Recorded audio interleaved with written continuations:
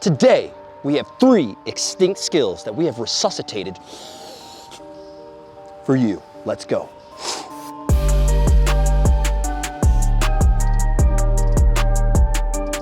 All right, we're bringing to you Pele's beautiful understanding of the no-go zone, which is this region between your knee and a little bit above your hip, in which defenders have an impossible time of trying to tackle you. He utilizes this in one of the great goals of that final, and in order for you to pull this off, you have to understand you can do this from any sort of movement. You can utilize this in a ton of different ways. What matters is that when you flick the ball up or when you push the ball past them, that it's in this zone. They're left with no choice. They have to hip check you, they have to handball it, but whatever happens, you have a massive advantage. And you can see that in what Pele does by chesting the ball quickly and then using something else, which is understanding space around himself by turning into himself. So he chests that ball, he flicks it up, but he doesn't flick it high, he doesn't flick it low, flicks it right in that little zone where it's just, there's nothing you can do. And before he knows it, boom, ball is in the back of the net. Make sure to put this into your arsenal. It does not matter if you flick the ball up or however you get it there. Just know the no-go zone is a goal zone for you. Wordsmith.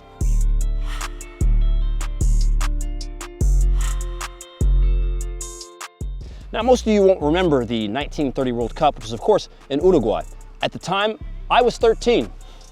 This is me. It was very important for my formative years. Of course, this is where I noticed the great move, the Bippity Bop. Bippity Bop, or otherwise known as we back then knew him, Bippitus Maximus, tremendous player. So if a game was played in the morning and it struck noon, of course the rules would change and you were allowed to pick up the ball, which would allow for you to do the Bippity Bop.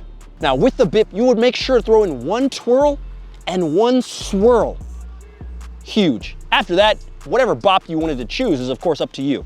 Now, that's whatever you wanted to do. Now, what we also noticed is in order to do the Bippity Bop perfectly, your celebration mattered. Celebrations back then were a beautiful work of art, very uniform. Here's a reenactment that way you know exactly what to do.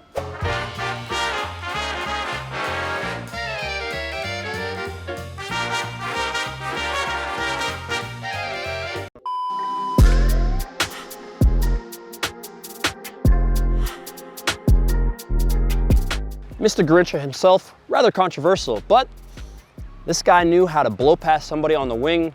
It's a skill that you can use today, and it's a skill, as a matter of fact, if you look very closely at Mbappe, that's what he's using. You get set up, you get on the wing, he's a master at this. So many goals and so many assists you can create with this skill by taking the ball slowly, change of pace. Second he was ready, boom, he's gone, takes off. Then he steps on the ball. He steps on the ball and he stops. What happens? The defender also has to stop. He would repeat this over and over and over again until we get to the end line. By the time he got to the end line, he would do it one more time and he would smash the ball across the goal line. What happens? All his Brazilian teammates know exactly what's gonna happen. They know that's the time that they have to beat their defender to the first post, tapping the ball in. This guy was incredible at doing this, amongst a whole bunch of other skills. But when we say Garincha, you've got to know, this is a skill you can use anywhere on the sideline to beat a player in just a couple of touches. Stop, change of pace, do it again, boom, like that. Hup, hup. That's the vid. This is obviously an extinct tree, the Caratia punctualis.